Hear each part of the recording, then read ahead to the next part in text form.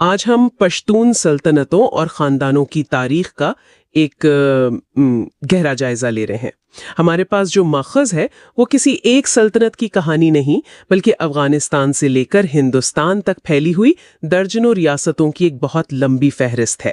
تو آج ہمارا مقصد ہے اس پھیلاؤ کو سمجھنا اور یہ دیکھنا کہ کیسے پشتون حکمرانوں نے صدیوں تک اس پورے خطے پر اپنا اثر چھوڑا۔ تو چلیں شروع کرتے ہیں۔ جی، اور اس میں سب سے دلچسپ بات یہی ہے کہ یہ تاریخ کسی ایک مرکزی طاقت کی نہیں ہے، یہ طاقت کے کئی مراکز کی کہانی ہے۔ کچھ سلطنتیں اتنی بڑی تھیں کہ ان کا شمار دنیا کی بڑی طاقتوں میں ہوتا تھا، اور کچھ چھوٹی چھوٹی نوابی ریاستیں۔ یہ جو تنوع ہے نا، یہی اس تاریخ کو بہت خاص بناتا ہے۔ بالکل، اور اس کہانی کو سمجھنے کے لیے ہمیں وہیں سے شروع کرنا ہوگا جہاں سے ان میں سے زیادہ تر خاندانوں کا آغاز ہوا، یعنی افغانستان سے۔ بہترین نقطہ آغاز ہیں، کیونکہ جب ہم پشتون طاقت کے عروج کی بات کرتے ہیں تو اس کا مرکز اکثر وہی خطہ رہا ہے جسے آج ہم افغانستان کے نام سے جانتے ہیں۔ یہیں سے وہ لہریں اٹھیں جنہوں نے پورے جنوبی ایشیا کو متاثر کیا۔ تو ماخذ میں سب سے پہلے تیمانی خاندان کا ذکر ہے، جو 1565 سے 1894 تک رہا۔ اس کے بعد ہوتک خاندان کا نام آتا ہے 1709 سے 1738 تک۔ اس کی بنیاد میر ویس ہوتک نے رکھی تھی۔ یہ نام تو کافی اہم ہے۔ جی، ہوتکوں نے تو صفوی ایران کو شکست دے کر ایک مختصر مگر بہت طاقتور سلطنت قائم کی۔ لیکن اصل کہانی آپ کہہ لیں کہ درانیوں کے ساتھ شروع ہوتی ہے، جو شاید سب سے مشہور ہیں۔ 1747 میں احمد شاہ درانی نے درانی سلطنت کی بنیاد رکھی، اور یہاں ماخذ ایک ایسی بات بتاتا ہے جو اکثر لوگوں کو حیران کر دیتی ہے۔ اچھا، وہ کیا ہے؟ 18ویں صدی کے وسط میں درانی سلطنت عثمانیہ کے بعد دنیا کی دوسری سب سے بڑی مسلم سلطنت تھی۔ ایک منٹ، یہ بات ہضم کرنا تھوڑی مشکل ہے۔ ہم تو ہمیشہ مغلوں یا عثمانیوں کو ہی اس دور کی بڑی طاقتیں سمجھتے ہیں۔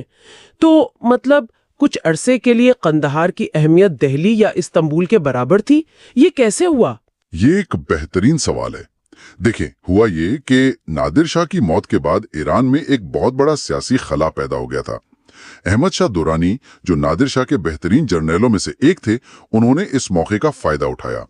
انہوں نے نہ صرف افغان قبائل کو متحد کیا، بلکہ خراسان سے لے کر پنجاب اور کشمیر تک ایک بہت بڑی سلطنت قائم کر دی۔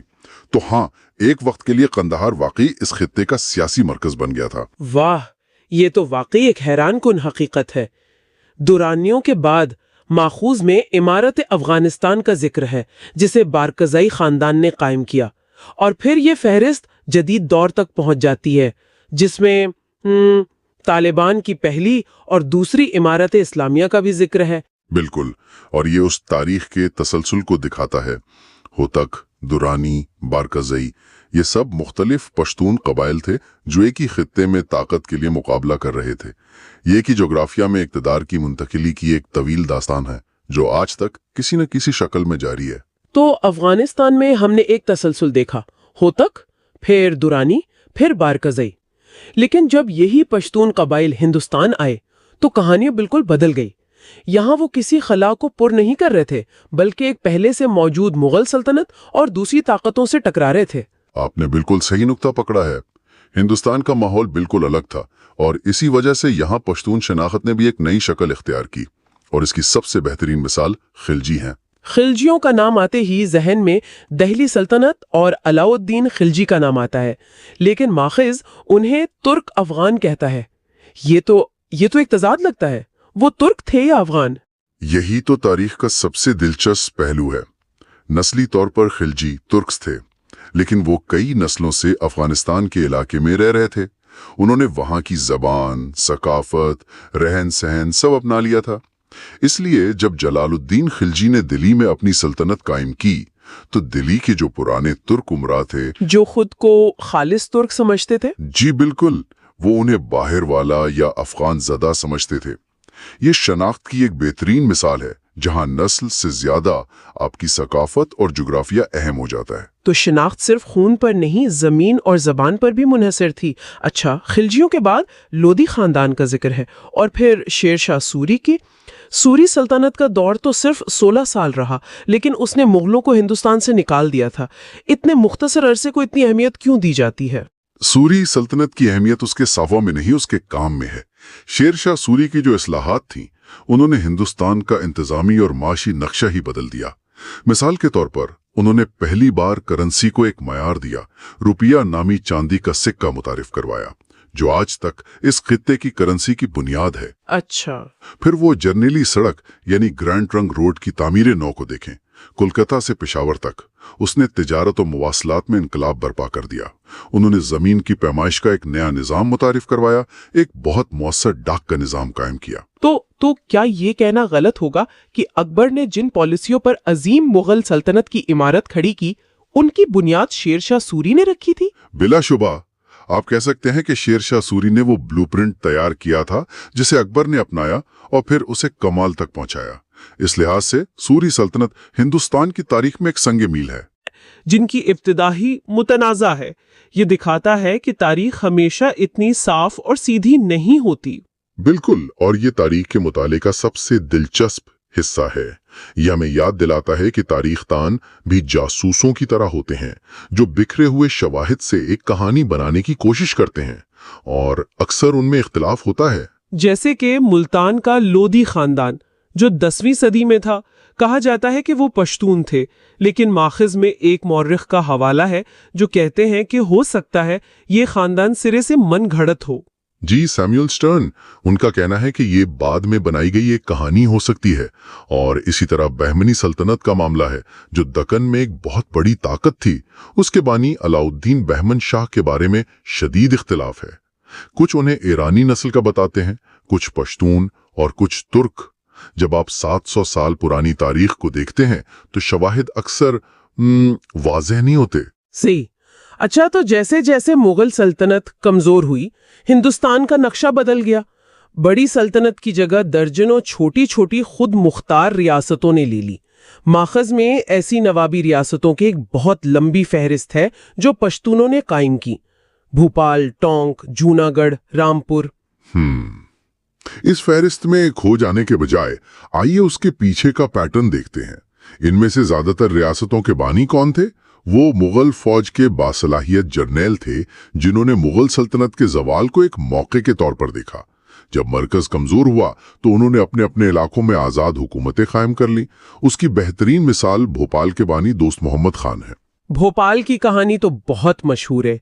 वो ओरकजई कबीले से थे और मुगल फौज में एक सिपाही से तरक्की करते हुए एक पूरी रियासत के बानी बन गए। और भोपाल की कहानी इसलिए भी मुनफरिद है कि दोस्त मोहम्मद खान के बाद इस रियासत पर लगातार 4 नस्लों तक खवातीन ने हुकूमत की। नवाब कुदसिया बेगम, सिकंदर बेगम, शाहजहां बेगम और सुल्तान जहां बेगम। हिंदुस्तान की तारीख में ये एक बेमिसाल वाकया है। ये तो वाकई एक गैर मामूली बात है।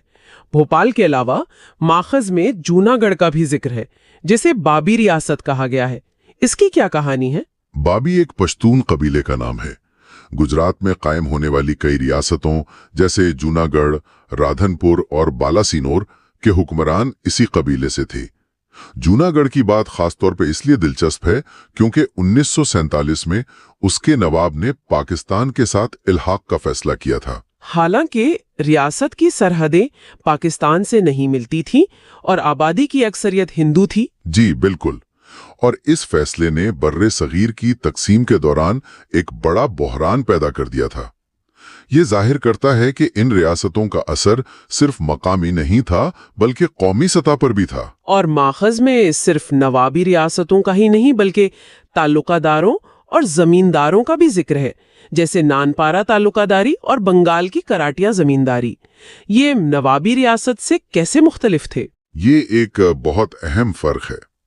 नवाब या राजा अपनी रियासत का मुकम्मल तौर पर खुद मुख्तार हुक्मरान होता था, जबकि ताल्लुकादार और जमींदार वो टेक्निकली तौर पर बादशाह तो नहीं थे, लेकिन वो अपने इलाकों में बहुत बड़े जमींदार थे और हुकूमत के लिए टैक्स वसूल करते थे। अपनी जमीन और दौलत की वजह से वो अपने इलाकों में तकरीबन नीम खुद मुख्तार हुक्मरानों जैसी ताकत रखते थे। नानपारा और कराटिया की मिसालें दिखाती हैं कि पश्तून असर व रसूख हुकूमत के हर सतह पर मौजूद था। सल्तनत दिल्ली के तख्त से लेकर बंगाल के एक गांव की जमींदारी तक تو اس ساری گفتگو کو اگر سمیٹیں، ہم نے افغانستان کی بڑی سلطنتوں سے سفر شروع کیا، ہندوستان کی ترک افغان حکومتوں کو دیکھا، متنازع تاریخ کی گتھیوں کو سمجھا، اور آخر میں درجنوں چھوٹی چھوٹی نوابی ریاستوں تک پہنچے۔ یہ پھیلاؤ واقعی حیران کن ہے۔ اور جو بات یہاں سب سے زیادہ غور طلب ہے وہ شناخت کی پیچیدگی ہے۔ ہم نے دیکھا کہ کس طرح ترک افغان جیسی ملی جلی شناختیں پیدا ہوئیں اور کس طرح کچھ خاندانوں کی ابتدا آج تک مورخین کے لیے ایک معمہ بنی ہوئی ہے۔ یہ ہمیں سکھاتا ہے کہ تاریخ کوئی سیدھی لکیر نہیں، بلکہ یہ بہت سی شاخوں، کہانیوں اور تشریحات کا ایک پیچیدہ جال ہے۔ اس گہری گفتگو کے بعد میرے ذہن میں ایک سوال ابھر رہا ہے۔ جب ہم پشتونوں کی اس قدر وسیع اور بکھری ہوئی سیاسی تاریخ کو دیکھتے ہیں، ایک طرف درانیوں جیسی متحد عالمی طاقت اور دوسری طرف پورے برے صغیر میں پھیلی ہوئی سینکڑوں چھوٹی ریاستیں، تو یہ سوچنے پر مجبور ہو جاتے ہیں کہ اس ورثے نے آج کے دور میں ایک متحد پشتون قومی شناخت کے تصور کو کس طرح متاثر کیا ہوگا۔